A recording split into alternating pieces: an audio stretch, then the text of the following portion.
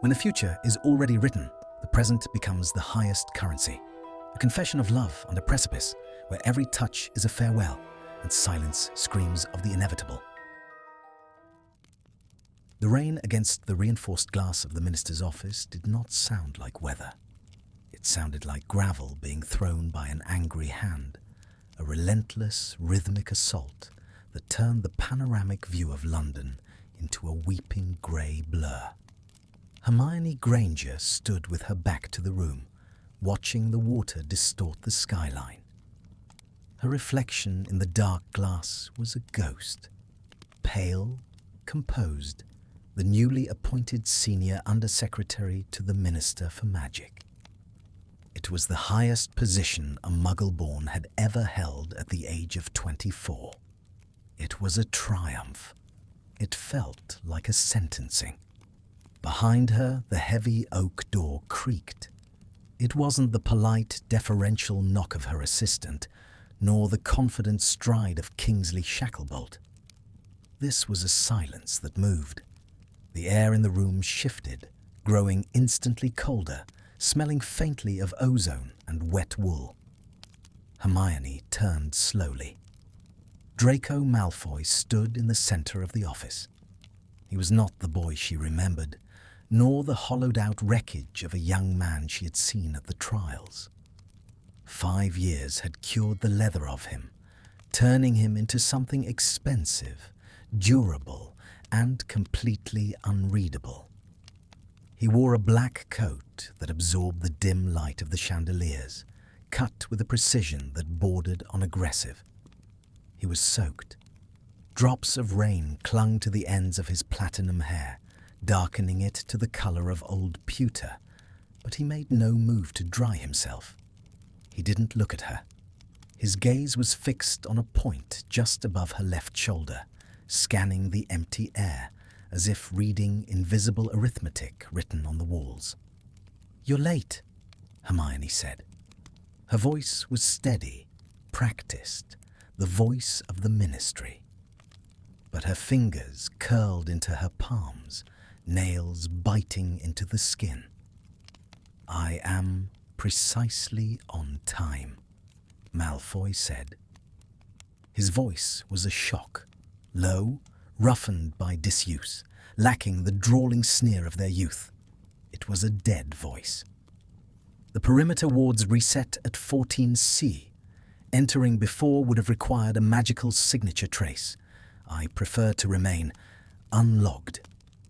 He walked toward the desk, his movements fluid and predatory, lacking any unnecessary motion.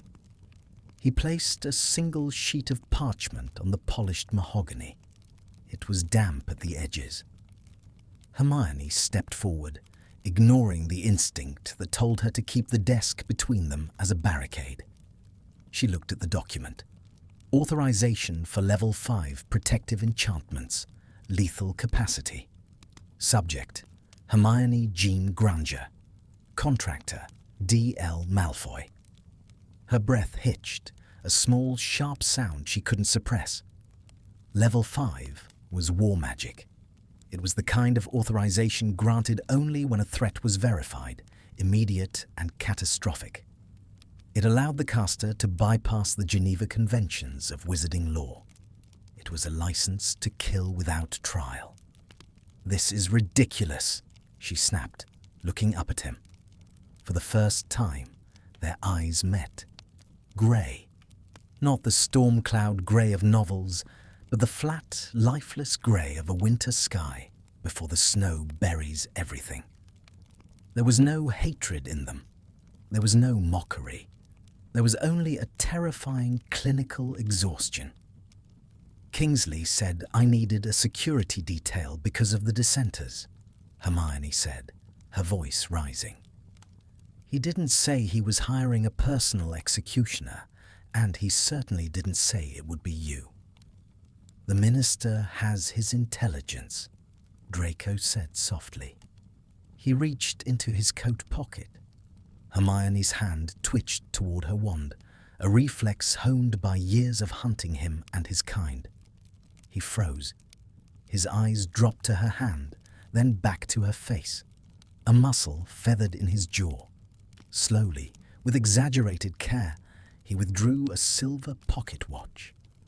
He didn't look at the face of it. He ran his thumb over the engraving on the lid, a snake eating its own tail, and clicked it shut without checking the time. I am not here for the minister's intelligence, Granger. I am here for the lack of it. I don't want you here, she hissed. I don't trust you. Half the people in this building still think you belong in Azkaban. If I walk out there with Draco Malfoy flanking me, I'm not making a statement of power. I'm painting a target on my back. The target is already there, he said. He stepped closer. The scent of him was overwhelming now. Rain, cold air, and something sharp, like ink. He invaded her personal space, not with the intent to intimidate, but with the professional indifference of a doctor examining a terminal patient. "Turn around," he commanded. "Excuse me?" "Turn around." There was no malice in the order, only a crushing urgency. Hermione, baffled and furious, held her ground. "I am your superior, Malfoy. You are a contractor. You don't give orders in this office." Draco closed his eyes for a second. He looked pained. When he opened them, the indifference was gone, replaced by a flash of desperate anger. "Do you think I want to be here? Do you think I enjoy the irony, Granger? I am the only one qualified for this assignment, because I am the only one who knows the specific magical signature of the curse that is currently being woven for you." Hermione fell silent. The rain lashed harder against the glass. "What curse?" "I cannot say." "Who is casting it?" "I cannot name them." "Then how can you stop it?" "I can't." The silence that followed was heavy, suffocating. Hermione stared at him, trying to find the lie, the trick, the old Malfoy cruelty. But he just stood there, dripping on her expensive rug, looking like a man who had already attended her funeral and found it tedious. "If you can't stop it," she whispered, "why are you here?" Draco looked at her throat. His gaze lingered on the pulse fluttering beneath her skin. For a second, his expression shattered. A raw, unguarded look of grief that was so intense, Hermione felt the urge to step back. It was the look of a man watching a house burn down with his childhood inside. Then, the mask slammed back into place. "To buy time," he said. "My contract isn't for prevention, it's for delay." He tapped the parchment on the desk with a pale, long finger. "Sign it, or don't. But if you walk out that door without the authorization, you won't reach the lift." It was the tone that did it. It wasn't a threat. It was a statement of fact, delivered with the boredom of a weather forecast. Rain expected. Death expected. Hermione snatched the quill. Her hand shook, anger vibrating through her bones. She hated him. She hated that he was tall and broad and smelled of the storm. She hated that he had burst into her moment of triumph and turned it into a hostage situation. But mostly, she hated the fear that was blooming in her chest, cold and prickly, because she knew, logically, that Draco Malfoy did not do favors. If he was here, the danger was real. She signed her name. The parchment flared gold, then vanished. "Good," Draco said. He didn't smile. He didn't gloat. He turned his back on her and walked to the window, staring out at the deluge. "We leave in 4 minutes," he said to the glass. "The corridor is currently compromised by a delivery of interceptable memos. We wait for the shift change." Hermione leaned against her desk, feeling suddenly exhausted. "Is this how it's going to be? You dictating my schedule?" "I don't care about your schedule," he said, his voice reflecting off the window. I care about the variables. Variables? Open doors, crowded lifts, food prepared by hands I haven't checked, eye contact with strangers. Every second you exist is a variable I have to calculate. He turned back to face her. The shadows of the room seemed to cling to him. He looked dangerous, yes, but he also looked tethered. You are not a person to me right now, Granger, he said, and the words were cruel, but his voice was soft, almost gentle.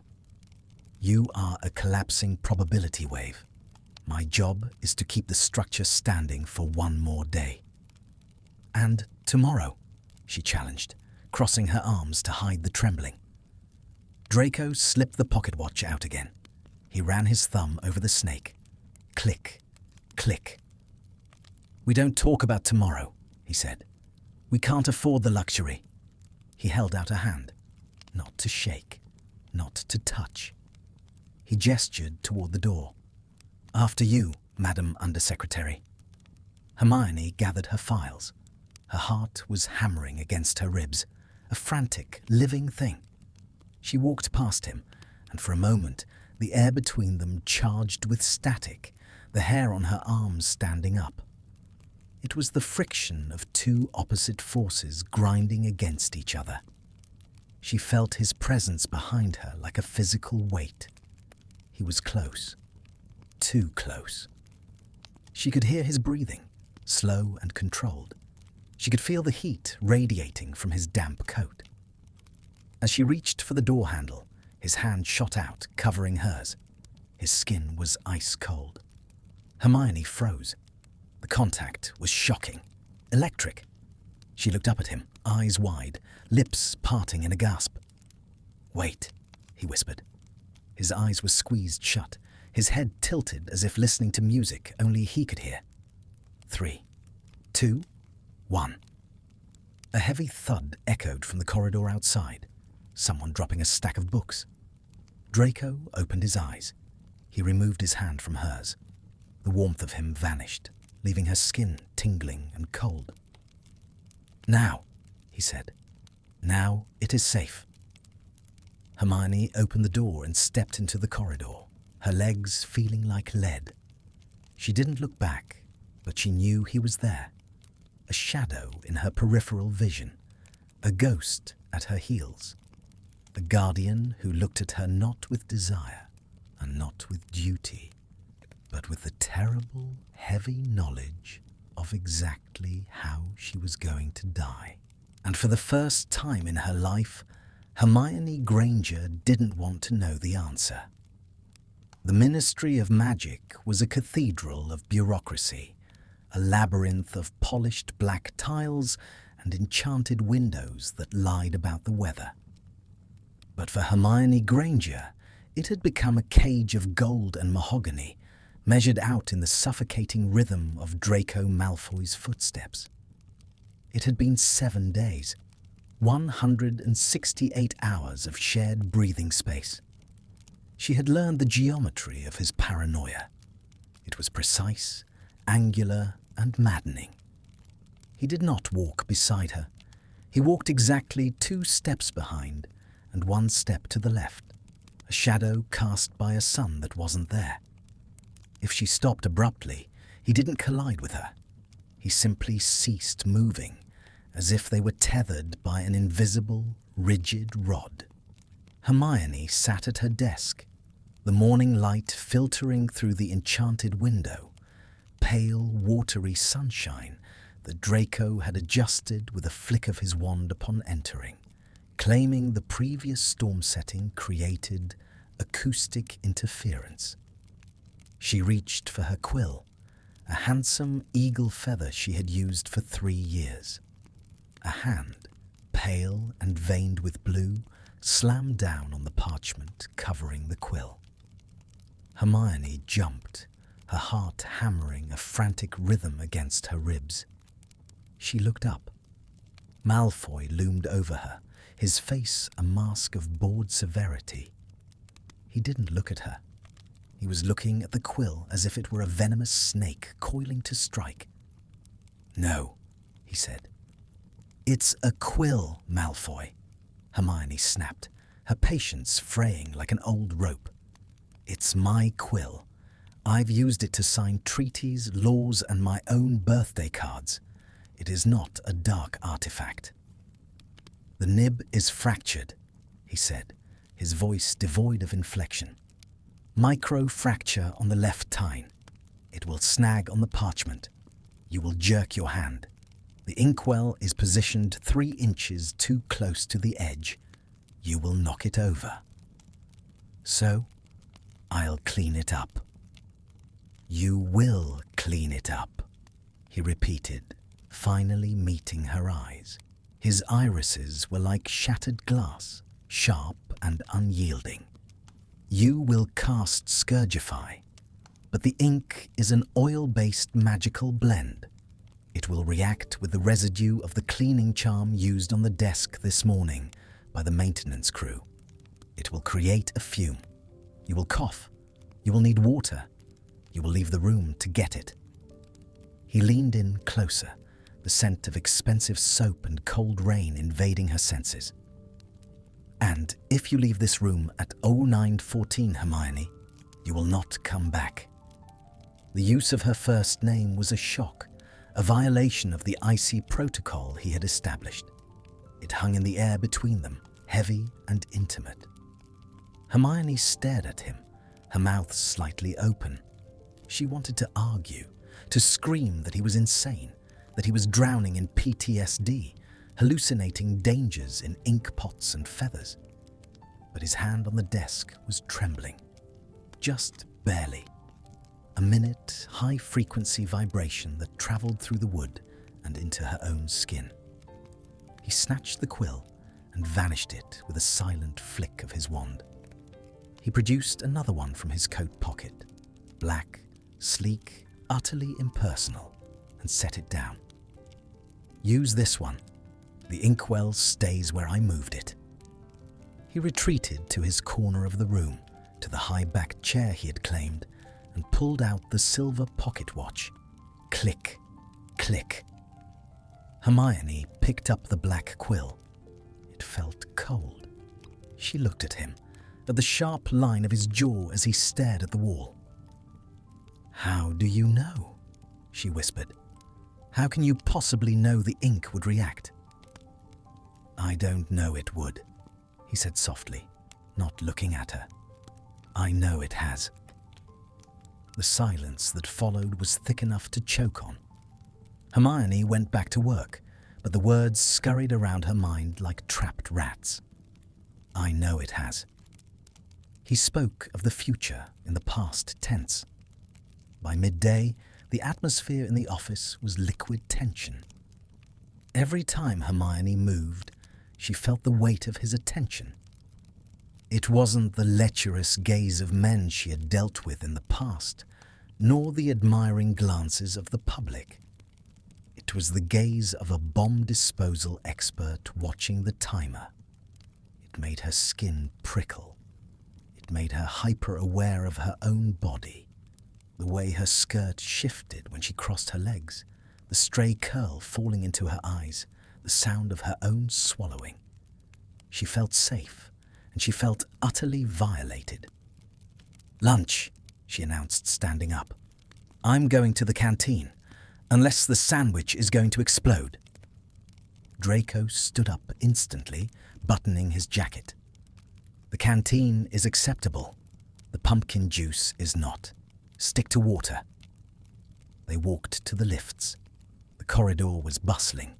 People stopped to stare. The Golden Girl and the Death Eater, a dichotomy walking in lockstep. Hermione held her head high, ignoring the whispers.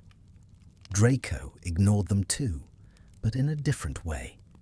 He moved through the crowd like a shark through a school of fish, his presence alone parting the sea of bodies.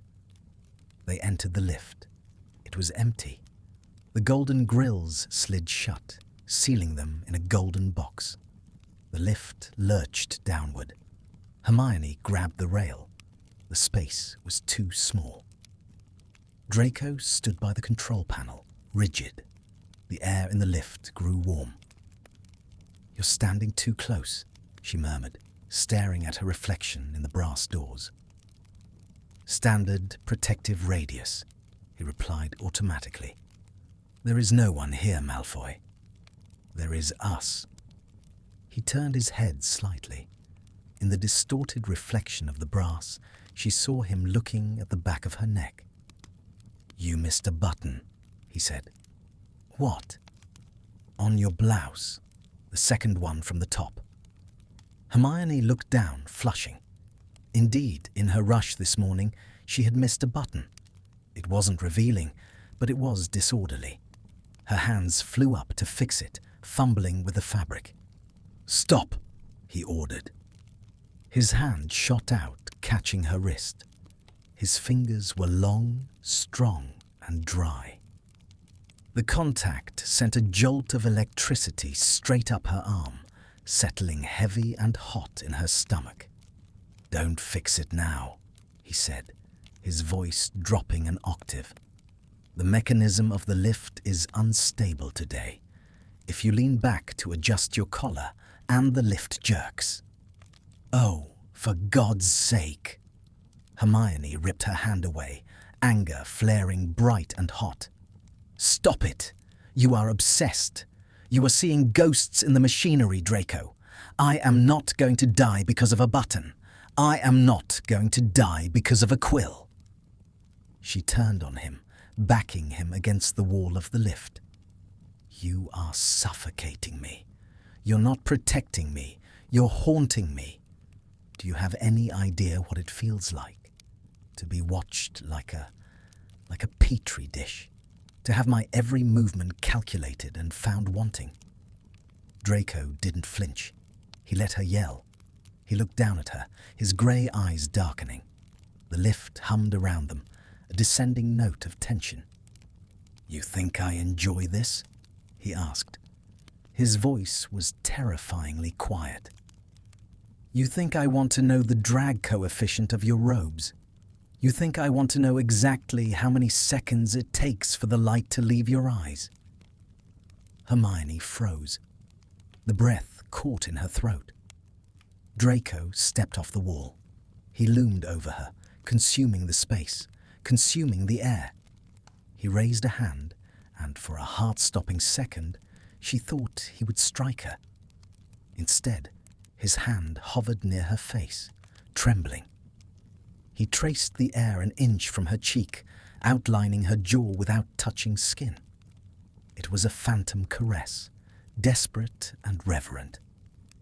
"I have seen you die 7 times in the last 3 days, Hermione," he whispered, the words ragged. "I have seen you fall in this lift. I have seen you choke in that office. I have washed your blood off my hands in timelines that haven't happened yet. So forgive me if I don't care about your comfort. I care about your pulse." The lift chimed. Level 2. Department of Magical Law Enforcement. The grills opened. Draco stepped back instantly, the mask of the bodyguard slamming back into place. He adjusted his cuffs, his face smooth and cold once more. "After you, Madam Undersecretary." Hermione stood there for a moment, her legs shaking. She could still feel the ghost of his hand on her cheek. She could still hear the raw, bleeding honesty in his voice. 7 times. She walked out of the lift, moving automatically. She felt a shift deep inside her chest. The anger was still there, but it was cracking, revealing something softer and more terrifying underneath. He wasn't controlling her. He was holding up the sky. As they walked down the corridor toward the canteen, Hermione noticed a group of Aurors laughing near the fountain.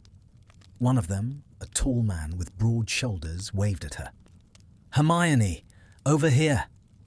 She started to turn, a smile forming on her lips. A normal interaction. A friend. Draco's hand clamped onto her upper arm.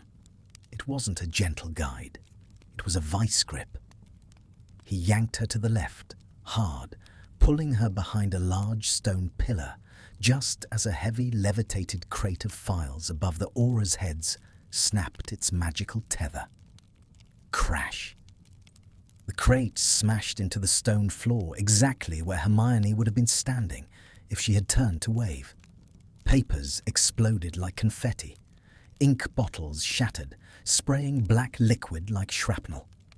Silence fell over the corridor. Hermione stared at the spot. A jagged shard of glass was embedded in the floor tiles, glistening wetly. She looked up at Draco. He wasn't looking at the wreckage. He was looking at his watch. 4 seconds gained, he muttered to himself. He marked something on a small notepad he pulled from his pocket. His face was grey, sweat beading at his hairline.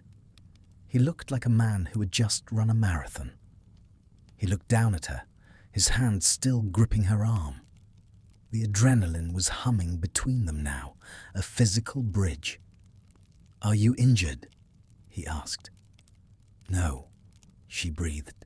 "Draco, you—" "Keep moving," he interrupted, releasing her arm as if it burned him. "The variables are shifting. The crowd is reacting. Chaos increases probability. We need to get back to the office." "But you just saved—" "I didn't save anything," he hissed, turning her around and marching her back toward the lifts. "I just postponed it. Do not thank me. Do not look at the crash. Walk." Hermione walked, but this time she didn't feel the resentment. She felt the terrifying weight of the air around her. She looked at Draco's back, the tension in his shoulders, the white-knuckle grip of his hands. She realized then that he wasn't looking at the world. He was looking at a script that everyone else was improvising, and he was the only one who knew it was a tragedy. In the lift, on the way back up, she didn't stand in the corner. She stood next to him, not touching, but close enough to share the warmth. "Draco," she said softly. He didn't look at her. He was counting under his breath. "Draco." He stopped counting. "What?" "Thank you." He closed his eyes. A spasm of pain crossed his face, quick and brutal. "Don't," he whispered. "Don't thank me for doing the bare minimum. You're still breathing. That's the only metric that matters." He opened his eyes and looked at her. For a second, the grey was unguarded. She saw the fear there, deep, ancient, and entirely for her. And beneath the fear, something else. A hunger, a desperate, starving need to know she was real. He reached out, his hand hovering over her hand on the rail. He didn't touch her. He just held his hand there, soaking in the heat of her skin, measuring the distance between life and the void. 3 hours until the end of the shift, he said. "Help me get you there." "I will," she said, and she meant it. The lift stopped. The doors opened. They walked out together into the safety of the office, but the sound of the crashing crate still echoed in Hermione's ears, a reminder that the clock was ticking, and Draco Malfoy was the only thing standing between her and the stroke of midnight. The chandeliers of the ministry atrium did not twinkle. They burned. Thousands of floating candles suspended in crystal tiers, casting a relentless, interrogating light over the annual Victory Gala. The air smelled of expensive wine, heavy floral perfumes, and the copper tang of political ambition. Hermione stood near the fountain of magical brethren, clutching a glass of elf-made champagne she had been forbidden to drink. She wore robes of deep midnight blue, silk that whispered against her skin, but she felt armored, not by the fabric, but by the presence standing 3 feet to her left. Draco Malfoy was a stain on the golden evening. He was wearing formal dress robes, black on black, tailored to conceal the wand holstered at his ribs, and the knife she suspected was strapped to his ankle. He held no glass. He made no conversation. He stood with his back to a marble pillar, his eyes moving with the restless, jerking rhythm of a trapped bird. "You're frightening the donors," Hermione murmured, leaning slightly towards him without turning her head. "Minister Shacklebolt has glanced over here 4 times. "Let him glance," Draco replied. His voice was a wire pulled tight. "He's paying me to be paranoid, not polite." "Nothing is going to happen, Draco. It's a vetted guest list. Everyone here was screened by the Aura Office." "The Aura Office checks for dark artifacts and criminal records," Draco said, his gaze fixing on a laughing group of diplomats near the buffet. "They don't check for intent, and they certainly don't check for destiny." He looked terrible. Under the harsh lights, the shadows beneath his eyes were bruises. His skin had the translucent pallor of someone who hadn't seen the sun in weeks. Hermione had watched him for the last 14 days. She knew he hadn't slept for more than 2 hours at a stretch. He lived on pepper-up potions and some dark internal fuel that looked a lot like self-hatred. "Relax," she said, softer this time. "Just for 5 minutes. Please." Draco didn't answer. He stiffened. Hermione followed his gaze. A young woman was approaching them. She was smiling, a bright, nervous, dazzling smile. She wore the pale yellow robes of a junior assistant from the Department of International Cooperation. She held a small, velvet-wrapped box in her hands. "Madam Undersecretary," the girl chirped, breathless. I'm sorry to interrupt. I just wanted to... The department wanted to present you with this token of..." Hermione smiled, relief washing over her. A fan, a colleague, normalcy. She reached out her hand. "That is very kind of you." The world fractured. Draco moved faster than thought. One moment, he was a statue against the pillar. The next, he was a blur of black violence. He didn't cast a spell. He lunged. His hand clamped around the young woman's throat, choking off her greeting. With his other hand, he slapped the velvet box away. It spun through the air, hitting the marble floor. It did not explode. It did not hiss. It simply landed with a dull thud, spilling a harmless silver brooch onto the tiles. "Draco!" Hermione screamed. The music stopped. The crowd gasped. Draco didn't hear them. He slammed the terrified girl backward into the stone rim of the fountain. His face was twisted into a rictus of pure feral panic. He had his wand out now, the tip digging into the soft skin under her jaw. "Don't move," he snarled, his voice unrecognizable. "Don't you dare move your fingers." "Malfoy, stop!" Harry Potter was sprinting towards them, wand drawn, auras flanking him. "Let her go!" Draco ignored Harry. He was staring into the girl's eyes, searching for something only he could see. The girl was weeping, clawing ineffectually at his hand, her face turning patchy and red. "Draco, let her go!" Hermione grabbed his arm. It was like grabbing a steel bar. "It's a brooch! Look, it's just a brooch!" Draco blinked. The haze seemed to clear from his grey eyes, replaced by a dawn of horror.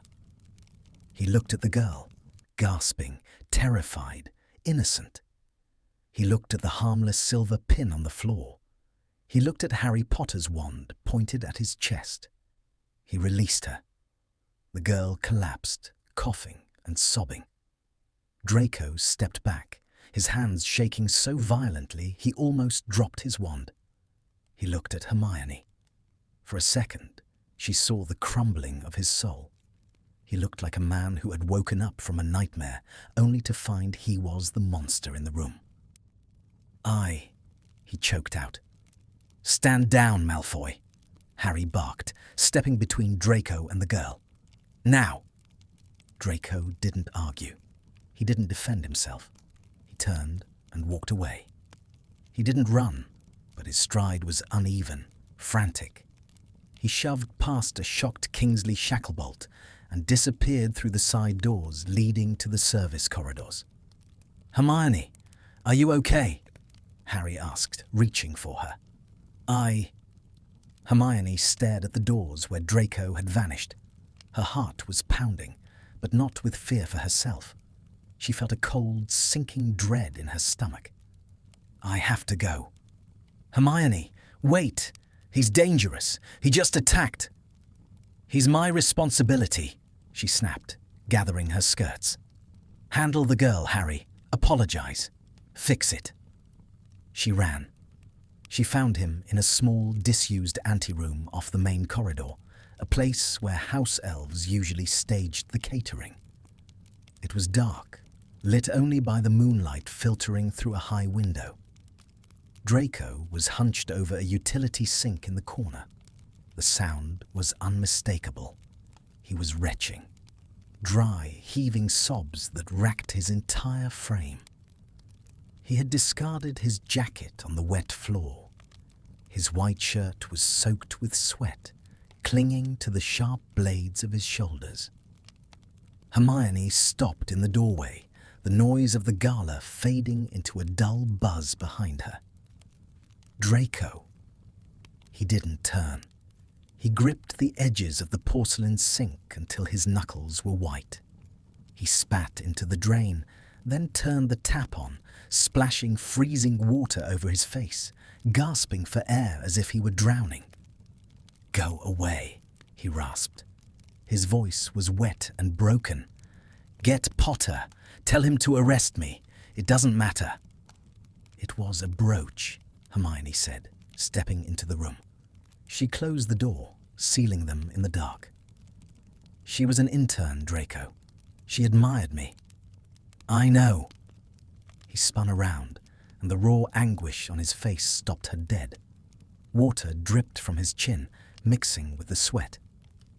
"I know it was a brooch here. In this version. In this second." He paced the small room, running his hands through his damp hair, pulling at the strands. "But I saw it, Granger. I saw the other probability. The one that was 80% likely until the moment she tripped on the rug 3 rooms away. In that version, the box didn't hold a brooch. It held a compaction curse. It would have imploded your chest cavity in 3 seconds. He stopped pacing and looked at her, his chest heaving.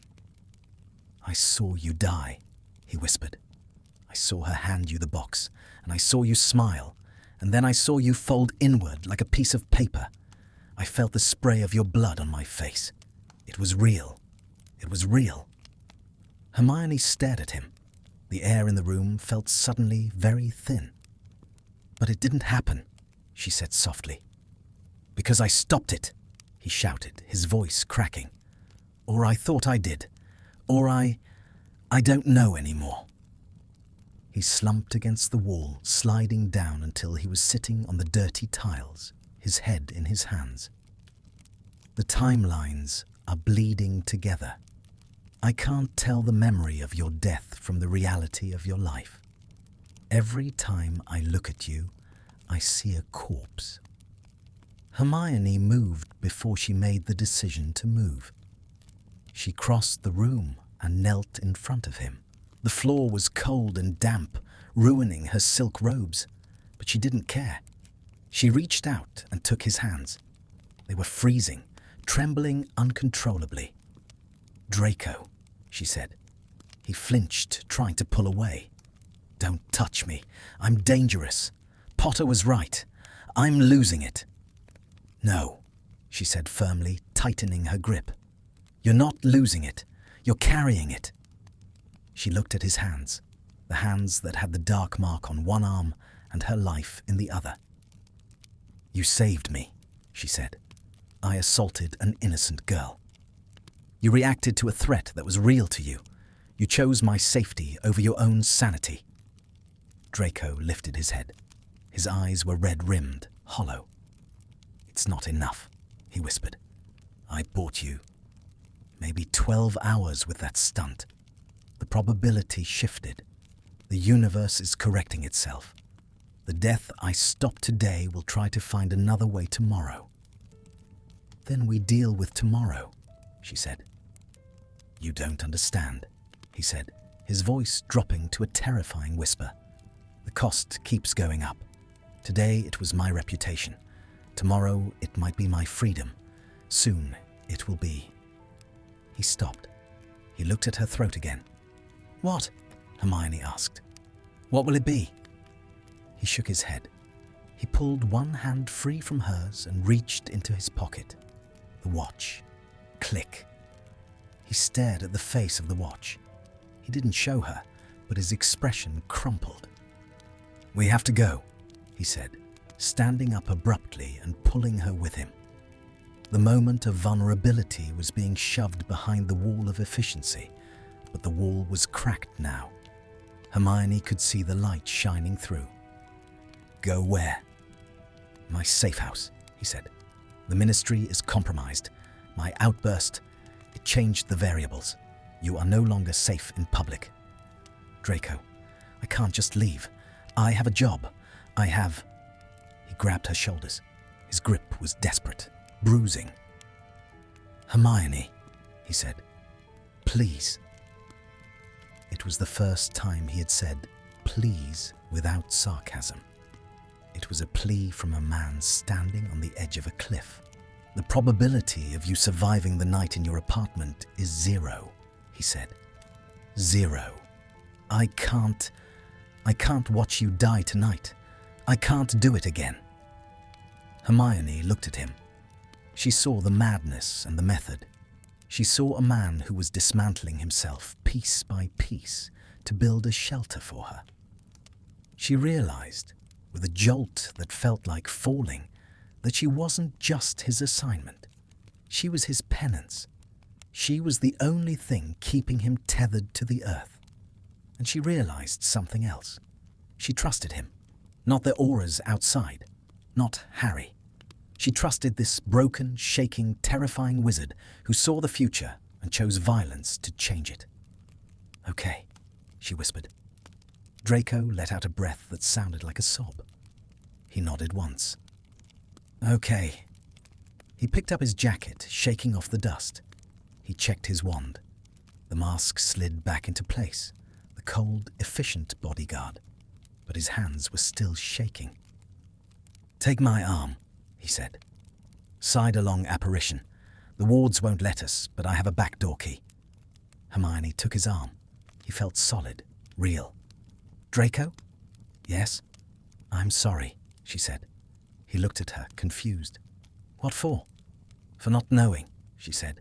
"For thinking you were just doing a job." He looked away, his jaw tightening. "It is a job, Granger," he lied. "Hold on tight." The world twisted. The gala, the lights, the music, it all vanished into the crushing pressure of space and time.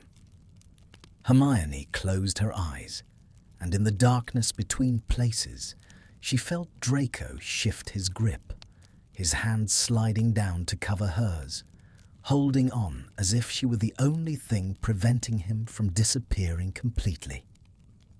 They were gone before the first glass shattered. The safe house was not a home. It was a fortress disguised as a library, buried somewhere in the rolling, desolate hills of the Peak District. Outside, the wind howled like a wounded beast, throwing sheets of rain against the tall, narrow windows. Inside, the silence was heavy, broken only by the crackle of a dying fire and the aggressive, rhythmic scratching of Draco Malfoy's quill. It was 2 a.m. Hermione sat in a deep velvet armchair near the hearth, wrapped in a thick wool blanket Draco had thrown at her upon their arrival without a word of explanation. She held a tumbler of fire whiskey in her hands, the amber liquid catching the low light of the embers. She hadn't taken a sip. She was too busy watching him. Draco was seated at a sprawling oak desk in the center of the room. He had discarded his formal jacket hours ago.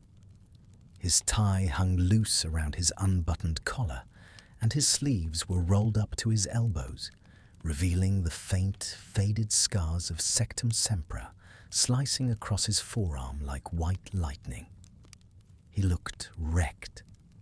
The manic energy of the gala had evaporated, leaving behind a hollowed-out exhaustion that seemed to pull at his skin. But he wouldn't stop. He was surrounded by floating charts, complex arithmancy grids glowing in mid-air, and piles of parchment that he was furiously annotating. "Draco," Hermione said softly. The sound of her voice seemed to startle the shadows in the room. "Quiet," he murmured, not looking up. He dipped his quill into the inkwell with a savage motion. "The variables have shifted. The deviation caused by the atrium incident is significant. I need to recalculate the trajectory for Tuesday. You need to sleep. Sleep is a variable I cannot afford." He slashed a line through a column of numbers, swearing under his breath. "If I sleep, the probability matrix resets based on outdated data. If the matrix resets, I lose the predictive edge. If I lose the edge, you end up dead in a gutter before breakfast." Hermione set her glass down on the side table with a sharp clink. "You are shaking," she pointed out. Draco's hand froze mid-air. He stared at the nib of his quill. It was vibrating, splattering a tiny constellation of ink droplets onto the parchment. He dropped the quill. It rolled across the desk, leaving a black smear. He leaned back in his chair, running both hands over his face, dragging the skin down until he looked like a tragic mask. For a long moment, he just sat there, breathing deeply, his chest rising and falling in a slow, jagged rhythm. "The whiskey," he said, his voice muffled by his hands. "Is it poisoned?" "I don't think so." "Then pour me one, please." Hermione stood up.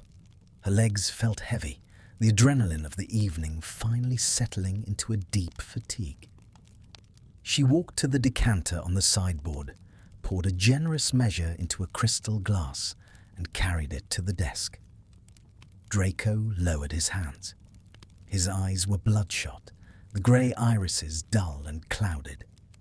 He looked at the glass she offered, then up at her face. He didn't take the drink immediately.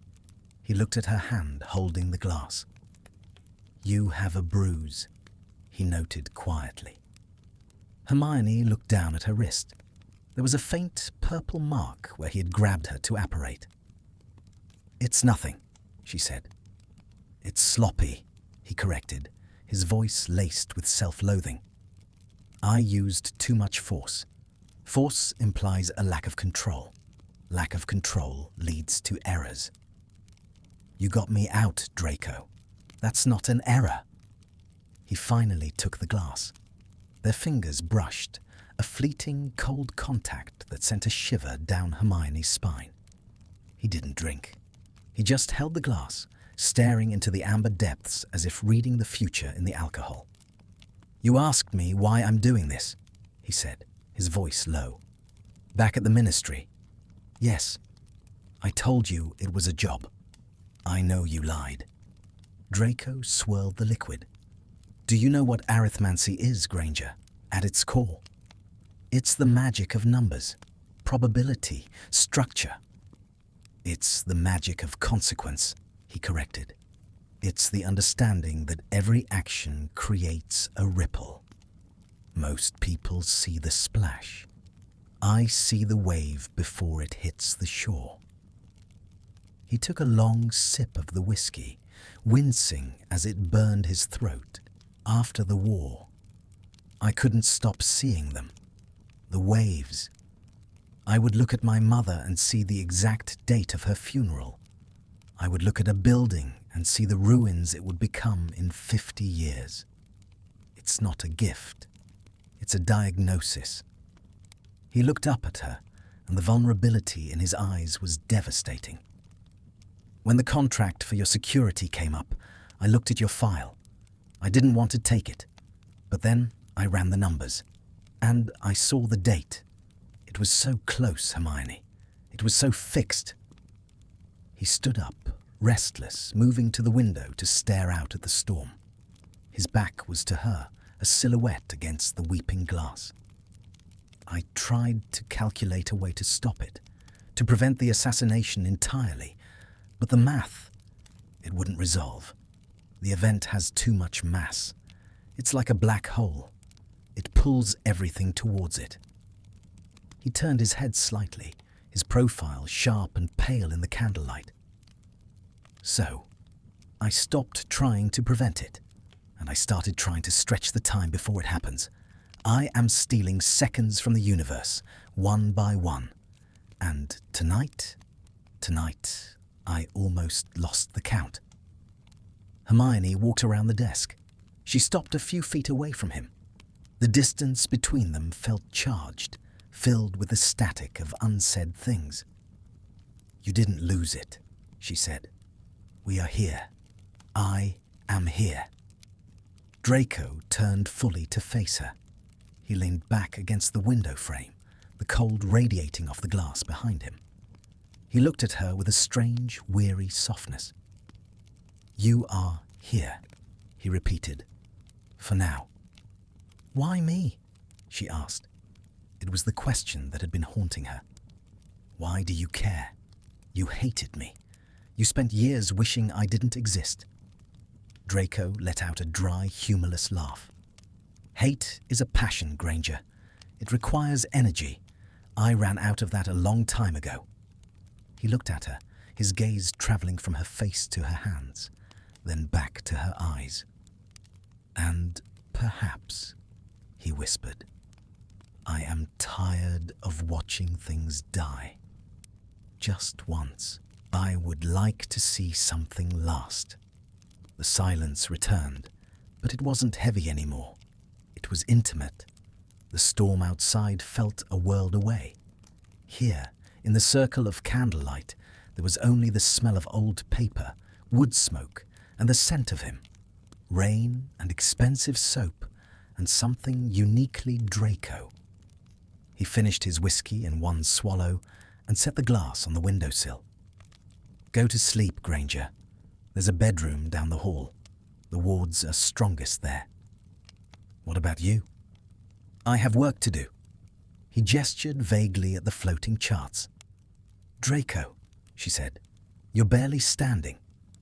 "I'm fine." He moved back to the chair, but his steps were heavy. He sat down, picked up the quill, and stared at the parchment. Hermione didn't leave. She went back to her armchair and sat down, pulling the blanket tighter around herself. "I'm not leaving," she said. Draco opened his mouth to argue, but he didn't have the strength. He just shook his head slightly and dipped the quill. Scratch, scratch, pause. Hermione watched him through half-closed eyes. She watched the way the firelight played on his platinum hair. She watched the tension slowly seep out of his shoulders as the whiskey and the warmth took hold. 10 minutes passed. The scratching became intermittent. 20 minutes. The quill stopped moving. Hermione waited. The silence stretched, soft and comfortable. She stood up quietly and walked over to the desk. Draco was asleep. He had slumped forward, his head resting on his crossed arms on top of the scattered parchment. His face was turned toward her. In sleep, the lines of pain and calculation had smoothed away. He looked younger. He looked like the boy he might have been if the war hadn't hollowed him out. His breathing was deep and even. A lock of hair had fallen over his eyes.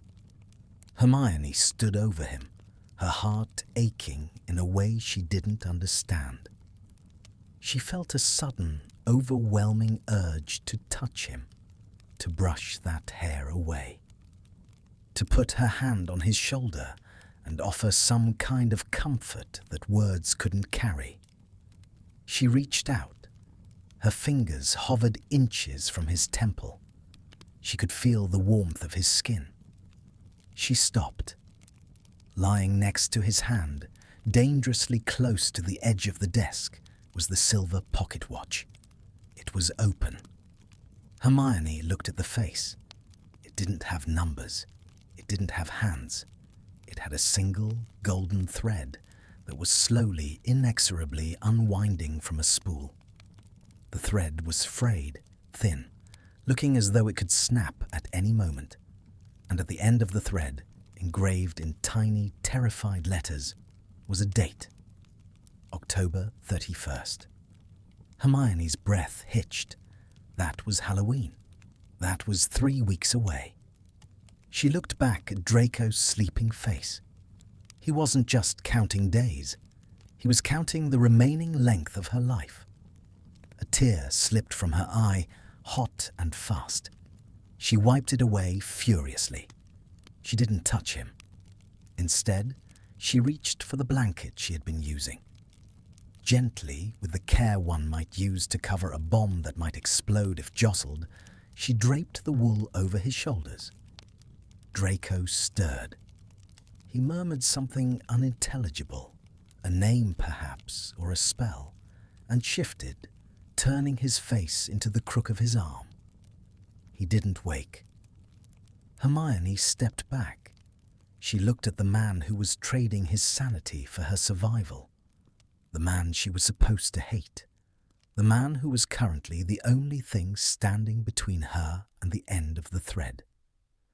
"Sleep well, Draco," she whispered to the darkness. She sat back in the armchair, pulling her knees to her chest. She didn't sleep. She watched him, and she watched the fire die down, and she listened to the storm battering the walls, wondering how long the fortress would hold. And for the first time, she wasn't afraid of the assassin in the shadows. She was afraid of the silence that would come when the protector was gone. The morning did not break. It bruised. A heavy, slate-grey light filtered through the high windows of the safe house, illuminating the dust motes dancing in the cold air. The fire in the hearth had reduced to a pile of sullen white ash. The warmth of the whiskey and the intimacy of the previous night had evaporated, leaving behind a silence that felt brittle, like ice ready to crack under the weight of a single step. Hermione was awake. In truth, she hadn't slept. She stood by the oak desk, her hands gripping the edge so tightly her knuckles were white. Draco was still asleep in the chair, his head resting on his arms, the wool blanket she had draped over him slipping off one shoulder. He looked peaceful, almost innocent, stripped of his sneer and his armor. But Hermione wasn't looking at him. She was looking at the parchment his head was resting on. He had shifted in his sleep, revealing the center of the complex arithmetic grid he had been obsessing over for days. Hermione knew arithmancy. She understood the language of numbers, the clean, logical architecture of probability. She expected to see defense strategies. She expected to see shield calculations, perimeter wards, counter-curse variables. What she saw was an autopsy of the future. The chart was a spider web of ink, a chaotic mess of intersecting timelines. But they all had one thing in common. They all converged on a single point, Node 0. And emerging from Node 0, there were no more lines, no branches, no probabilities. just a blank, terrifying white space. Hermione reached out, her fingers trembling, and carefully slid a loose sheet of notes from under Draco's elbow. Subject: HJG scenario.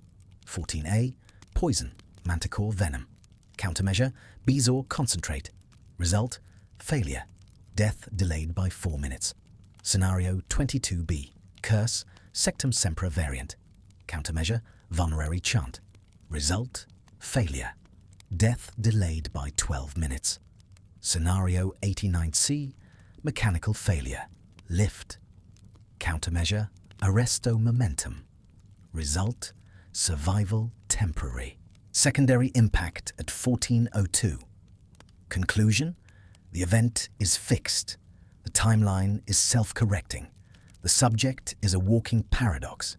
Every saved second increases the velocity of the final impact. Don't. The voice was rough, rusted with sleep, but sharp as a blade. Hermione flinched, but she didn't drop the paper. She looked up. Draco was awake. He hadn't moved his head, but his eyes were open, staring at her hand, holding the note. The grey irises were clear, instantly alert, devoid of the softness she had imagined the night before. He sat up slowly, the blanket pooling at his waist. He ran a hand through his messy hair, rubbing the back of his neck, and then he extended his other hand, palm up, expectant. "Give it to me," he said. "What is this?" Hermione asked. Her voice shook, not with fear, but with a cold, rising fury. "What is this, Draco? It's my work. Give it back." "It's not work. It's a countdown." She slammed the paper down on the desk, the sound echoing in the high ceiling of the library. "You aren't planning my protection. You're calculating my expiration date." Draco stood up. The chair scraped loudly against the stone floor. He looked at the paper, then at her, his face closing up like a vault door. "I am doing what I was hired to do," he said coldly. "I am managing the risk." "Managing?" Hermione laughed, a harsh, incredulous sound. "Is that what you call it? Death delayed by 4 minutes? You aren't saving me. You're just rearranging the furniture on the Titanic." "I am buying you time," he shouted, his composure snapping. The sudden volume made Hermione step back. "Do you have any idea how expensive that is? Do you know what I have to pay to get you another hour?" "I don't care about the time," she yelled back. "I care about the truth. You stood there in my office and told me you were a bodyguard. You let me believe there was a chance. But look at this." She gestured wildly at the desk. "Scenario 14, Scenario 22. They all end the same way. You know, I'm going to die." Draco went still. He looked at her, his chest heaving beneath his crumpled white shirt. A shadow passed over his face, a look of such profound, wretched guilt that it took the breath out of her lungs. "Yes," he whispered. The word hung in the air, final and devastating. Hermione felt the blood drain from her face. "You know." "I know." "Who is it?" she demanded, stepping closer. "Who kills me? Is it a Death Eater? A fanatic? Tell me, Draco. If I'm going to die, I have the right to know the name of the person holding the wand." Draco's mouth opened, his jaw working as he tried to speak. The veins in his neck stood out. He struggled, his face turning red with the effort, but no sound came out. He choked, grabbing the edge of the desk, fighting against an invisible gag. "I can not," he gasped, spitting the words out through gritted teeth. He slumped against the desk, breathing hard. "Unbreakable vow," he rasped, wiping sweat from his forehead. "Part of the contract. I cannot name the threat. I cannot reveal the method. I cannot change the event itself." Hermione stared at him. The horror of his position washed over her. He wasn't just a bodyguard. He was a prisoner of his own knowledge. "Then why?" she asked, her voice trembling. "If you can't stop it, and you can't tell me, why are you here?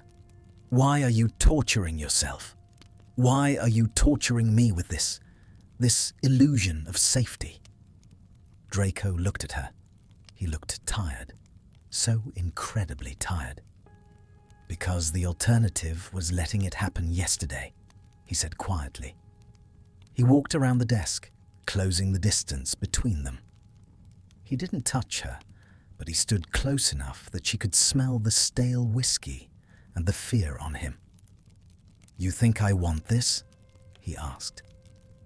"You think I enjoy waking up every morning and checking my watch to see if you've run out of sand? I hate it, Granger. I hate every second of it." "Then leave," she challenged. "Go home. Let fate take me." "I can't." "Why?" "Because I am selfish," he hissed, leaning down, his face inches from hers. "Because I am a coward. Because the thought of a world without you in it is unacceptable.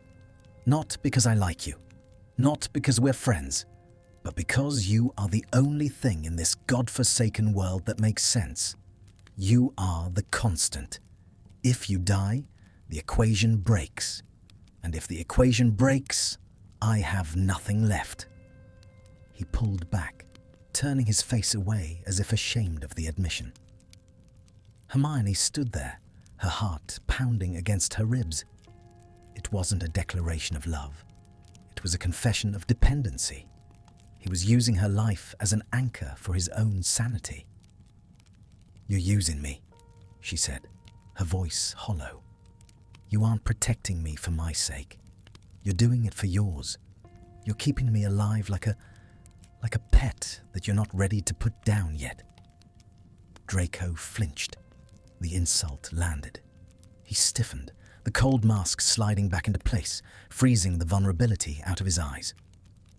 "Call it what you want," he said, his voice flat and dead. "The result is the same. You are alive. I am here, and we have work to do."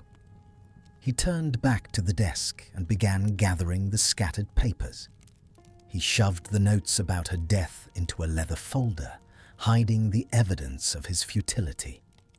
"We need to move," he said, businesslike, efficient. "The safe house is secure for another 6 hours, but the ambient magic is shifting. The gala incident has accelerated the timeline. We need to go back to London." "Back?" Hermione asked, incredulous. "You said London was a death trap." "It is, but hiding here is worse. Isolation increases entropy.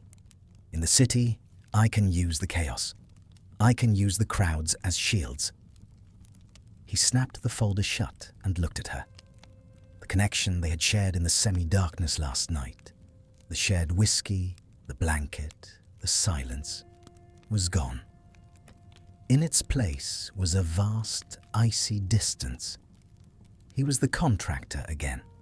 She was the asset. "Get your things," he ordered.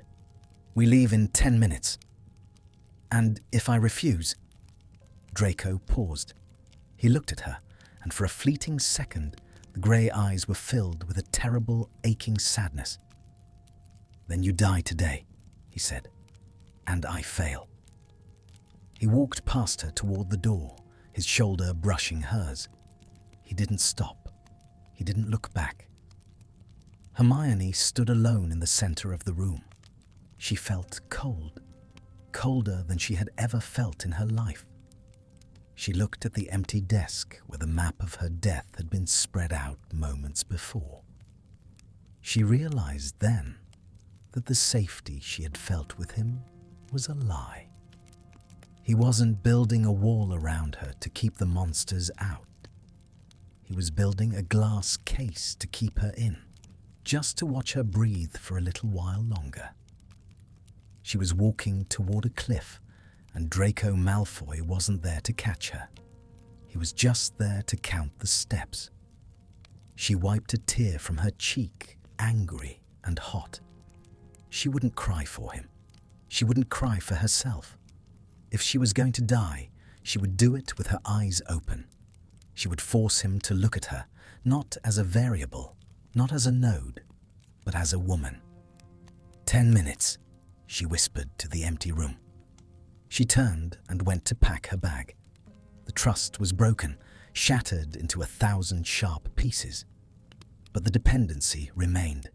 She needed him to live, and he needed her to keep from falling apart. They were bound together not by affection, but by the terrifying, suffocating gravity of the end. As she walked down the hall, she saw Draco standing by the front door, checking his pocket watch. Click. He closed it. He didn't look up, but Hermione saw his hand. It was shaking again. And in that tremor, she saw the truth he wouldn't speak. He was grieving her already. He was mourning a ghost that was still standing right in front of him. London was a mistake. Draco had calculated that the chaos of the city would act as a shield, a swarm of variables to confuse the singular, jagged line of fate. He was wrong. The city did not confuse fate. It accelerated it. They lasted 4 hours. In those 4 hours, the world tried to kill Hermione Granger 3 times. First, a rogue bludger escaped a display case in Diagon Alley, shattering the window inches from her face, the glass dusting her hair like diamonds. Draco had pulled her back by the collar of her coat a fraction of a second before impact. Then, a potion cauldron in the apothecary exploded as they walked past.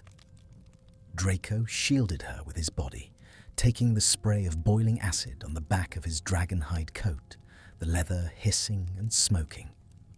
Finally, on the steps of the ministry, a gargoyle, stone that had sat immovable for 3 centuries, snapped from its perch. There was no warning, just the shriek of tearing stone. Draco didn't cast a shield charm. There was no time. He tackled her. They hit the wet pavement hard, rolling over the cold stones as the gargoyle smashed into the spot where Hermione had been standing, pulverizing the granite step into dust. They lay there for a heartbeat, tangled together in the rain, breathless, bruised, the dust of the impact settling over them like a shroud. Draco looked down at her. His face was streaked with soot, his eyes wide and terrified. He wasn't calculating anymore. The math had failed. The probability was 100%. "Get up," he choked out. He didn't wait for her to agree. He hauled her to her feet, his grip painful, panic radiating off him in waves. He didn't lead her to the atrium. He dragged her away from the building, away from the crowds, into the dark mouth of a side alley. "Draco, stop. Where are we?" "Quiet," he snarled, spinning on his heel. The world twisted. The roar of London was sucked away, replaced by the crushing silence of the void. They landed on grass, wet, tall, wind-battered grass. Hermione stumbled, falling to her knees. The air here was different, clean, sharp, and biting cold. It smelled of salt and ancient stone. The sound of traffic was gone, replaced by the rhythmic, booming crash of the ocean. She looked up. They were on the edge of a cliff. Below, the grey Atlantic churned and foamed against black rocks. Behind them stood a house, if it could be called that. It was a small stone structure, clinging to the headland like a barnacle, weathered and dark, with a roof of slate that glistened in the rain. "Where are we?" Hermione asked, shivering. Draco was standing a few feet away, staring out at the horizon. He was shaking. Not the fine tremor of his hands she had seen before, but a full-body shudder as the adrenaline crashed out of his system. "Nowhere," he said. His voice was snatched away by the wind. A black family property, unplottable, absent from maps since 1842. Even the ghosts don't come here. He turned to her. The look on his face broke her heart. It was defeat. Absolute, crushing defeat. I can't calculate the variables in the city, Granger. I can't filter the noise. The entropy is too high. The universe wants you dead, and it is using everything. Stone, glass, gravity. He walked over to her and held out a hand. He didn't pull her up this time. He waited. We stay here, he said softly, until the date. I can't watch you dodge bullets anymore. I want to give you peace, even if it's only for a week. Hermione looked at his hand. The anger she had felt in the safe house, the feeling of being used, of being a pet, drained away. It was washed out by the rain and the look in his eyes. He wasn't a captor. He was a man holding back the tide with his bare hands. She took his hand. He pulled her up, and for a moment he held her there, close to his chest, blocking the wind. A week, she repeated.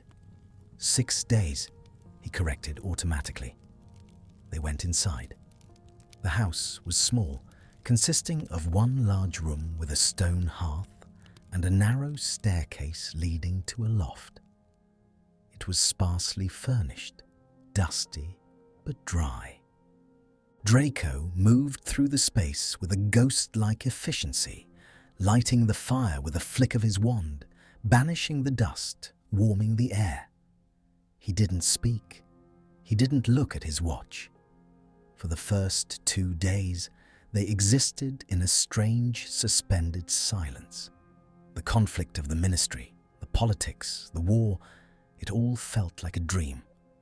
The reality was this: the fire, the wind, the tea Draco brewed in a chipped kettle, and the silence. It was a borrowed week, a pocket of time stolen from the ledger. Hermione watched him. She saw the way he moved, not with the rigid tension of the bodyguard, but with a slow, heavy grace. He stopped wearing the holster. He rolled up his sleeves. He cooked meals with ingredients he must have had in his pockets. Stew, bread, simple things. He treated her like she was made of glass. Not fragile glass, but something precious, something ancient that he was terrified of breaking. On the third evening, the storm outside settled into a steady morning rain. Hermione sat on the rug by the fire, reading a book she had found on a dusty shelf, a treatise on oceanic tides. Draco was sitting in the only armchair, staring at the flames. "You've stopped checking the watch," Hermione said. Draco didn't look away from the fire. "There is no point checking the time when you can hear the clock chiming." "Is it that close?" He turned his head slowly. The firelight danced in his grey eyes, turning them molten. "Yes." Hermione closed the book. She felt a strange calmness. The fear was there, a cold stone in her stomach, but it was small. The larger feeling was curiosity and something else, a need to close the distance. "Tell me," she said. "Not the method, just when." Draco looked at her for a long time. He looked at her mouth, her hair, the pulse in her neck. He was memorizing her. "Halloween," he whispered. "Midnight." Hermione nodded. 3 days. "Why?" she asked. "Why did you bring me here, really? If I'm going to die in 3 days, why not let me see my friends? Why not let me say goodbye to Harry, to my parents?" Draco looked down at his hands.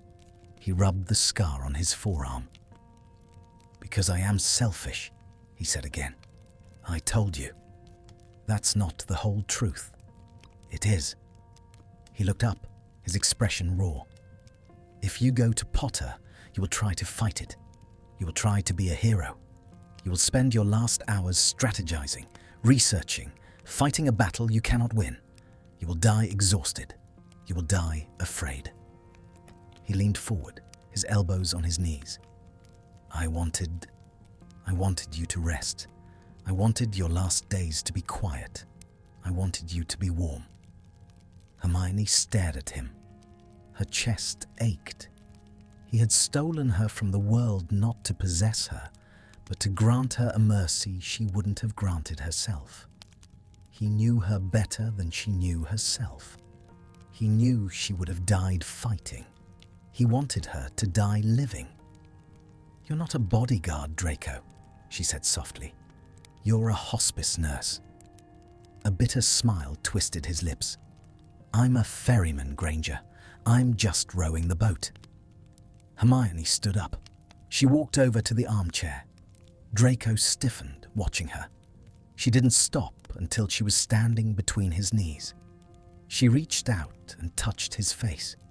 His skin was rough with stubble, warm and real. I don't want to be a job, she whispered. Not for these last 3 days. I don't want to be a variable. I don't want to be a node. Draco's breath hitched. He turned his face into her palm, closing his eyes. It was a gesture of such surrender, it made her knees weak. What do you want to be?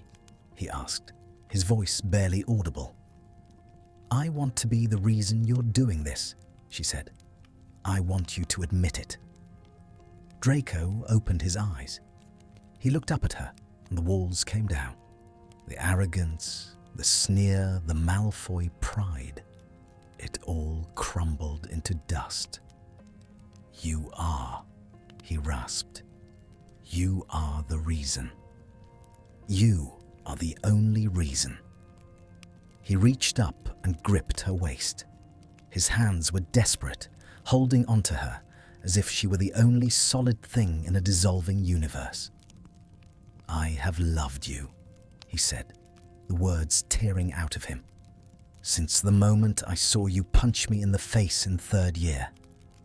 I have loved you through the war. I have loved you through the trials. I have loved you every second I have watched you in that office. He pulled her down. She went willingly, settling into his lap, her arms going around his neck. And I hate you, he whispered against her hair, his voice breaking. I hate you for dying. I hate you for leaving me here alone. Hermione held him. She buried her face in his neck, smelling the rain and the soap and the sorrow. She felt his tears against her skin. They didn't kiss. Not yet. It was too heavy for that. They just held each other in the armchair by the fire, 2 people clinging to a piece of driftwood in the middle of a dark ocean. I'm here, she said, stroking the hair at the nape of his neck. I'm here right now. We have 3 days. That's a lifetime, Draco, if we use it. Draco pulled back slightly. He looked at her face, tracing the line of her jaw with his thumb. A borrowed lifetime, he said. Then let's spend it. The wind howled outside, battering the stone walls, trying to get in. But inside, in the circle of firelight, there was a truce. The countdown was still ticking. Hermione could feel it in the frantic rhythm of Draco's heart against hers. But for the first time, she wasn't looking at the end. She was looking at him. She realized with a jolt of clarity that this was the tragedy. Not that she was going to die, but that they had finally found each other, here at the end of all things. Show me the ocean tomorrow, she said softly. Draco nodded, his forehead resting against hers. I'll show you everything, he promised, for as long as the light lasts. He held her tighter, and Hermione closed her eyes. She felt safe. Not safe from death, but safe from the loneliness of it. And in the dark, quiet house on the edge of the world, That was enough. The Atlantic Ocean did not care about timelines. It crashed against the black cliffs of the headland with a violence that was ancient and indifferent, a rhythmic reminder that everything, stone, bone, magic, eventually turns to sand. Hermione stood at the edge of the precipice, the wind whipping her hair across her face like a blindfold. It was late afternoon on the 6th day. The sky was a bruised purple, heavy with unfallen snow. Tomorrow was Halloween. Tomorrow they would return to London. Tomorrow, according to the silver watch ticking in Draco's pocket, the thread would snap. Draco stood behind her. He always stood behind her now, not as a guard, but as a shadow that refused to detach. He wasn't touching her, but she could feel the heat of him, a barrier against the biting cold. "We have to go back inside," he said. His voice was swallowed by the roar of the surf, barely reaching her ears. "The temperature is dropping. Hypothermia is a variable I don't want to calculate." Hermione turned. He looked ravaged. The peace of the last few days had stripped away his defenses, leaving him raw. The wind had reddened his cheeks, but his eyes were dark, sunken pits of exhaustion. He looked like a man who had been holding his breath for a week. "Does it matter?" she asked, her voice flat. "Hypothermia, pneumonia, a cold. Does any of it matter if the end is fixed?" Draco flinched. The muscle in his jaw feathered. He reached out and grabbed her elbow, his grip tight, almost painful. "It matters," he hissed. "Every minute matters.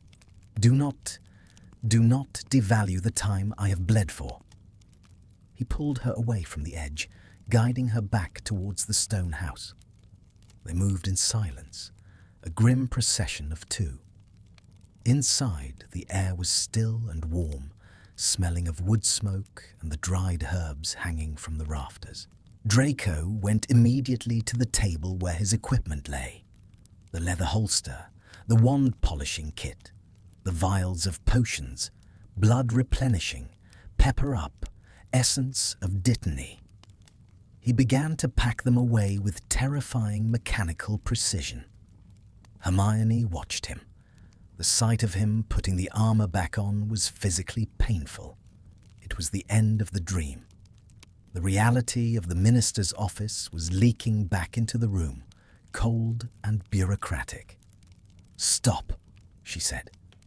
Draco paused, a vial of potion hovering over his bag. He didn't look up. "We leave at 05 Barum. The port key is synchronized to the sunrise. I need to have the perimeter secure." "Stop packing, Draco." "I can't stop. If I stop, I start thinking. And if I start thinking about what happens at 23:59 tomorrow night, I will not be able to apparate you out of here." He dropped the vial into the bag. Clink. Hermione crossed the room.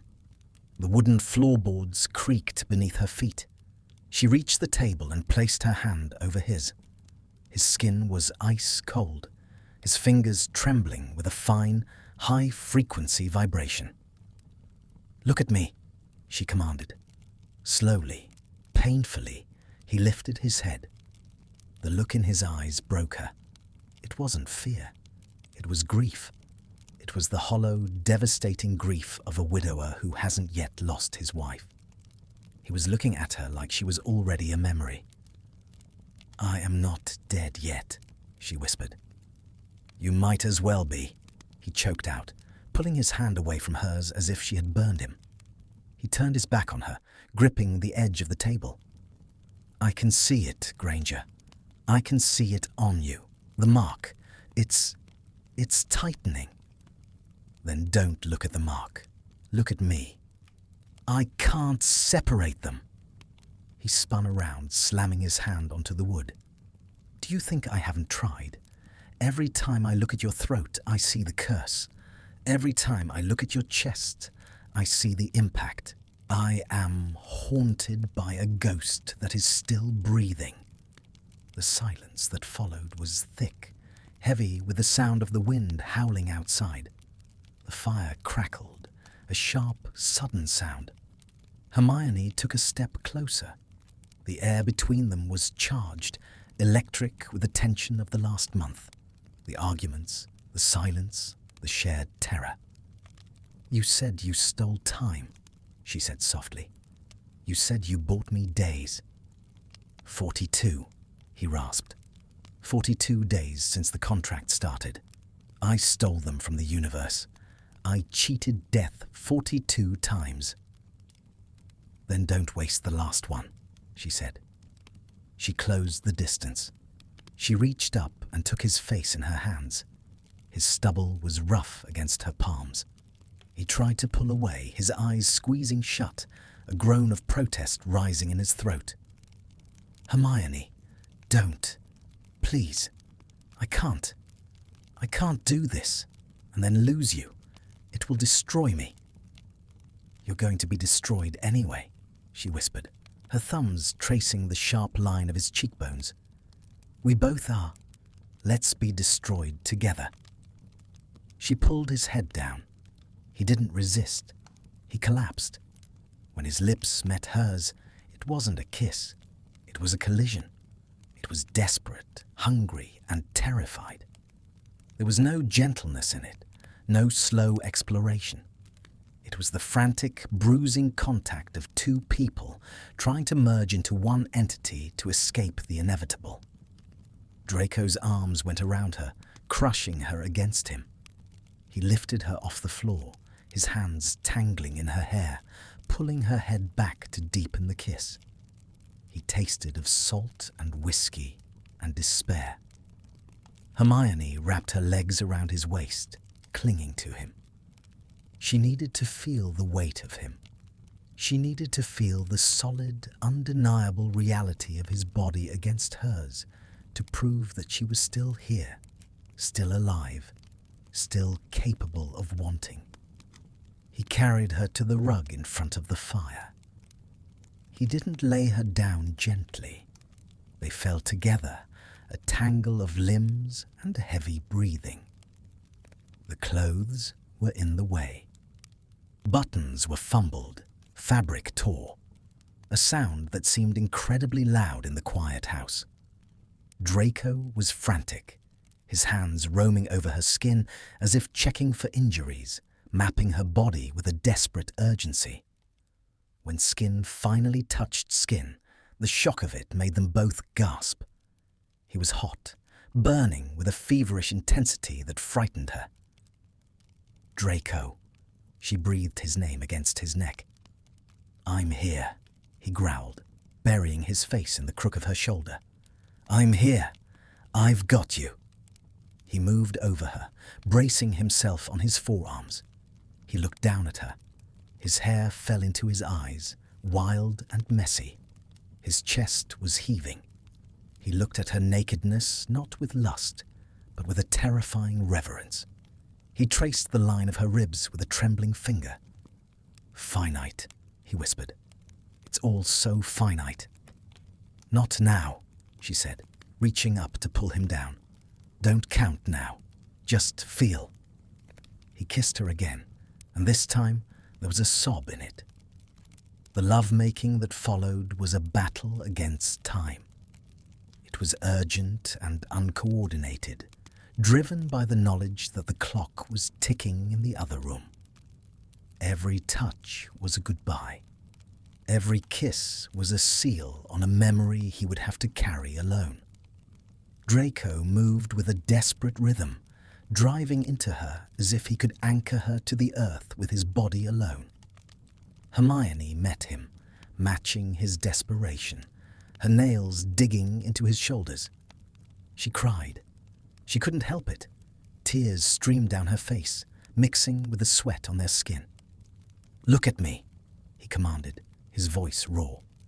She opened her eyes. Grey met brown. There were no walls left. He was completely open, and what she saw inside him was a love so vast and so tragic, it terrified her. "I love you," she choked out. "Draco, I love you." He squeezed his eyes shut, a spasm of pain crossing his face. "I know," he whispered. "I know. And I am so sorry." He kissed her throat. He lingered there, his lips pressing against the pulse point of her jugular, the exact spot where he knew the end would begin. He kissed the life fluttering beneath the skin, worshipping the beat of her heart, even as he counted the remaining strokes. When the crest came, it was shattering. It wasn't a release, it was a fracture. They held onto each other as the world dissolved, clinging to the wreckage, gasping for air in the drowning dark. Afterwards, the silence was deafening. They lay on the rug, the fire dying down to embers. The room was cooling. Draco had pulled the heavy wool blanket over them, creating a cocoon against the encroaching night. He lay on his back, one arm thrown over his eyes. Hermione lay on his chest, listening to his heart. It was slowing down, returning to a human rhythm, but the tension in his muscles hadn't left. She ran her hand over the scars on his chest, faint, silvery lines from a war that felt like a lifetime ago. "What time is it?" she asked into the darkness. Draco flinched. He didn't move his arm. "Don't ask. I need to know." He sighed, a sound that scraped against his ribs. He moved his arm and reached out blindly for the pile of clothes nearby. He found the watch. He didn't open it. He just held it in his hand, feeling the weight of the metal. "It is 23 cats," he said. "We have 6 hours until we leave. 25 hours until midnight." Hermione pushed herself up. She looked down at him. The firelight cast deep shadows on his face. He looked like a fallen angel, beautiful and damned. 25 hours, she repeated. "Is there really no way? No other variable? No loophole?" Draco opened his eyes. They were dry now, glassy and hard. The lover was receding. The arithmancer was returning. "I have run the simulation 4,000 times, Hermione. Every variable leads to the same node. If we stay here, the wards fall at midnight. If we run, they catch us. If we fight, we die," she finished. "You die," he corrected. "I survive. That is the punishment."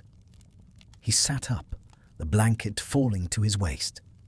He looked at her bare shoulders, at the bruise beginning to form on her neck from his desperation. He reached out and touched it gently. "I will be with you," he promised. "I will stand exactly where I am supposed to stand. I will not let you be alone. When it happens, look at me. Don't look at the wand. Don't look at the flash. Look at me." Hermione nodded, tears spilling over again. "Okay. I will hold the connection," he said, his voice trembling. "I will hold your gaze until the very last fraction of a second. I will not blink. I promise you, Hermione, I will not blink." He pulled her into his arms, burying his face in her hair. He held her with a strength that said he would never let go, even though they both knew his hands were empty. "Sleep," he whispered. "I'll watch the door." Hermione didn't sleep. She lay in his arms, watching the embers fade to grey ash, feeling the steady beat of his heart against her back. She tried to memorize the rhythm. She tried to store the warmth of him in her bones, hoarding it against the cold that was coming. Outside, the storm broke. The wind died down, leaving an eerie, unnatural silence. Draco shifted behind her. She heard the faint, metallic click of the watch opening. He wasn't sleeping either. He was watching the thread unwind. He was counting the grains of sand. And in the quiet dark of the last night, Hermione realized the cruelest truth of all. The tragedy wasn't that she was leaving. The tragedy was that he was staying. She reached back and took his hand, intertwining their fingers over her heart. "Thank you," she whispered, "for the 42 days." Draco didn't answer. He just squeezed her hand, tight, holding on as the world began to turn toward the morning, toward London, toward the end. The deadline had arrived. The delay was over.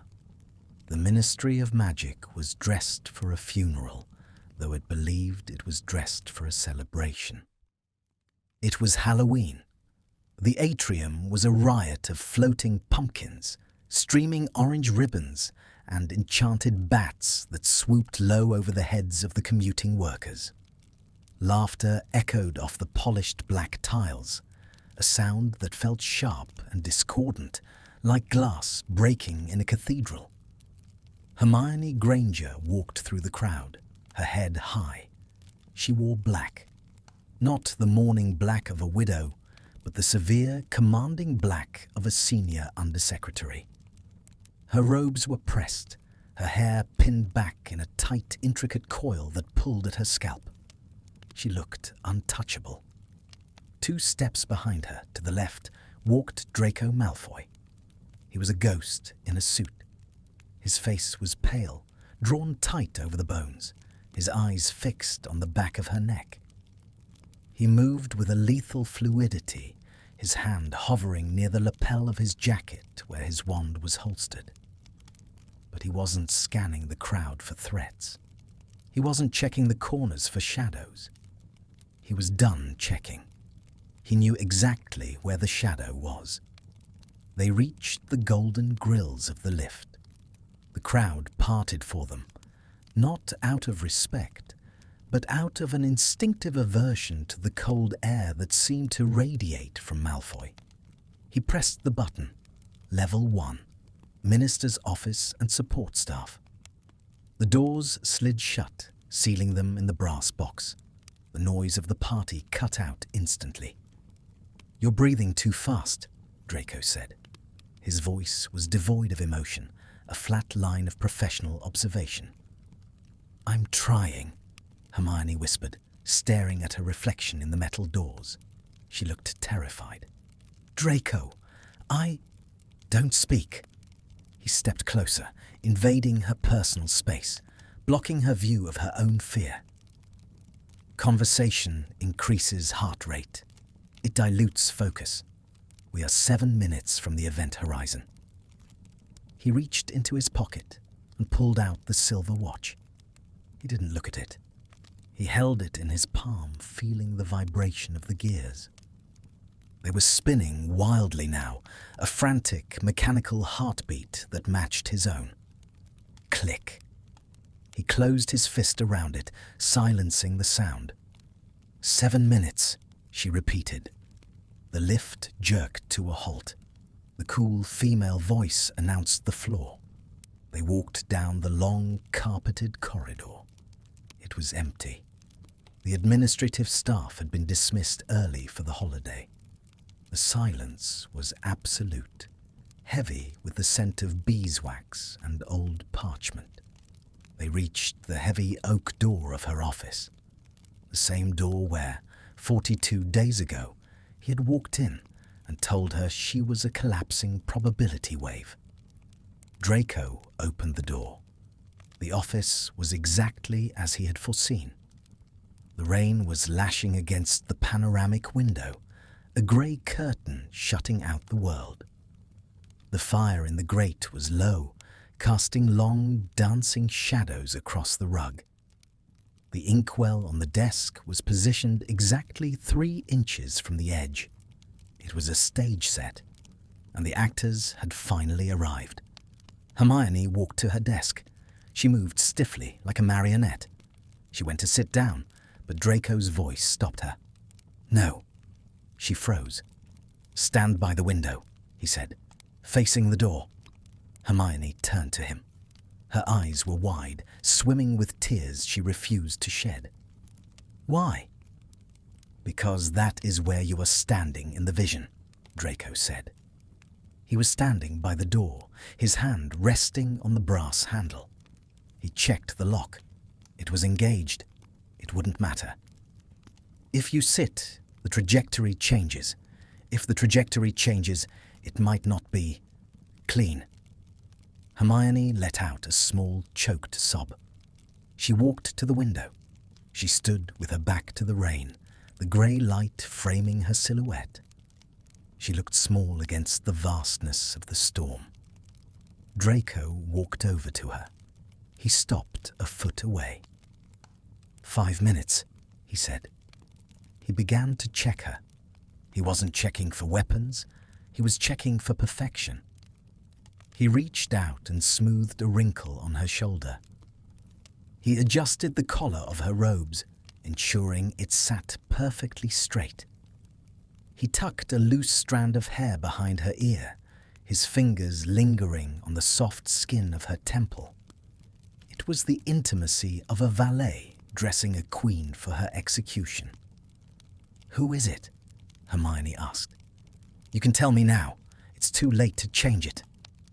Draco looked at her. The unbreakable vow burned on his skin, a band of fire around his wrist, but the constraints were loosening as the probability hit 100%. The universe knew it had won. "It doesn't matter who," Draco whispered. "It's a remnant, a straggler from the old days who thinks the war never ended. He is just the instrument, Hermione. He's just the delivery system for the fate we've been outrunning." Does he suffer afterwards?" Draco's eyes darkened. A flash of the old, cruel Malfoy surfaced, the boy who had learned hate before he learned to read. "He will not survive the room," Draco said calmly. "I will dismantle him before your body hits the floor." Hermione nodded. She reached out and took his hands. They were shaking. For the first time in 42 days, Draco Malfoy was visibly trembling. The mask had cracked, and beneath it was a boy screaming in a silent room. "Draco," she said. "I can't," he gasped, looking down. "I can't do it, Hermione. I can't stand here and watch." "You have to. You promised." "I lied." He looked up, his eyes wild. "I lied to get you to trust me. I thought I could be strong enough. I thought I could be cold enough, but I'm not. I want to grab you and apparate us into a wall. I want to burn this building down." "If you interfere," she said, her voice steady now, anchoring him, "the loop resets. You told me. If you save me today, I die in agony tomorrow, or the day after. You said this was the kindest way." "It is," he choked out. "Avada Kedavra. Instant. Painless. You won't even hear the words." "Then let it happen." She squeezed his hands. "You bought me 42 days, Draco. You gave me the ocean. You gave me us." Draco closed his eyes. Tears leaked out, tracking through the grey stubble on his cheeks. He leaned his forehead against hers. They stood there, breathing the same air, two statues carved from grief. 3 minutes, he whispered into the space between them. He pulled back. He had to. He had to take his position. He walked to the side of the room, into the shadows of the bookshelf. He drew his wand, not to defend her, but to avenge her. Hermione stood alone by the window. She straightened her spine. She lifted her chin. She looked like the heroine she was. She didn't look at the door. She looked at Draco. 2 minutes, he said. The silence stretched. It was a physical thing, pressing against their eardrums. The rain tapped against the glass, a frantic, irregular Morse code. Dash, dot, dash. Draco checked the watch one last time. 23, 58, and 30. He put the watch in his pocket. He didn't need it anymore. He could feel the footsteps in the corridor. He could feel the wards dissolving, melting away like sugar in hot water. The assassin had a key. Of course, he had a key. The betrayal was always from the inside. "Draco," Hermione said. He looked at her. "I love you." Draco's knuckles turned white around his wand. He bit the inside of his cheek until he tasted copper. "I love you," he mouthed. He couldn't speak. If he spoke, he would scream. 23, 59. The handle of the door turned. It was a slow, deliberate motion. The brass lever depressed. The latch clicked. Draco didn't move. He stood frozen in his spot, his body a rigid line of agony. Every instinct in his aura-trained body was screaming at him to cast, to shield, to kill. But the arithmancy in his head was louder. Intervention. Catastrophe. Observation. Mercy. The door opened. A figure stepped in, tall, cloaked, a silver mask that caught the firelight. Hermione didn't flinch. She didn't look at the intruder. She kept her eyes locked on Draco's face. The intruder raised a wand. It was you, dark and knotted. Draco watched the tip of the wand. He saw the green spark gathering there, a tiny star of death born from hatred. He looked at Hermione. She was smiling. It was a small, sad, terrifying smile. A smile of forgiveness. She was telling him it was okay. She was telling him she wasn't afraid. Draco felt his heart stop. He felt the world narrow down to a single tunnel of vision. He stepped out of the shadows. He broke the protocol. He broke the calculation. He didn't cast a shield. He didn't attack the assassin.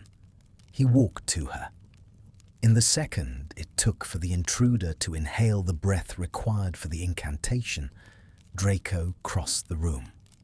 He moved with the speed of a desperate man. He reached Hermione. He didn't push her out of the way. He didn't try to dodge. He simply took her hand. He interlaced his fingers with hers, skin against skin, warmth against warmth.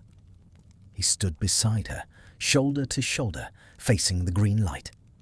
Hermione gasped, her eyes widening. "Draco, no!" "I am the bodyguard," he whispered, looking straight ahead at the masked figure. "I stay until the shift is over." He squeezed her hand. She squeezed back, a desperate, crushing grip. The intruder shouted the words. The sound was harsh, guttural, a desecration of the quiet room. Avada. Draco didn't blink. He felt Hermione's pulse fluttering against his palm, a bird trapped in a cage. He felt the heat of her arm against his. He felt the love she had given him, the 42 days of stolen time, the ocean, the whiskey, the silence. He realized, in that final fraction of a second, that the arithmancy was wrong. The equation hadn't accounted for this. It hadn't accounted for him standing with her. He turned his head. He looked at her. She looked at him. The green light flared, blinding and absolute, washing out the grey rain, the dark room, and the future. Draco didn't look away. He held her gaze. He held her hand. And as the light consumed them, he didn't feel the end. He only felt her. Knowing how it ends is not the same as accepting it. But dying together? That was not an ending. That was a completion. The light swallowed the world. Click. Hello friends, thank you for listening to this story. Writing this was very emotional for me. It broke my heart a little bit. We are used to fairy tales. We want the heroes to win. We want them to live forever. But this story is different. It is not about living forever. It is about living right now. Draco knew the end was coming. He counted every second. It was painful for him. But because he knew the end, he did not waste time. He cherished every look and every touch. I think we often forget this in real life. We think we have time.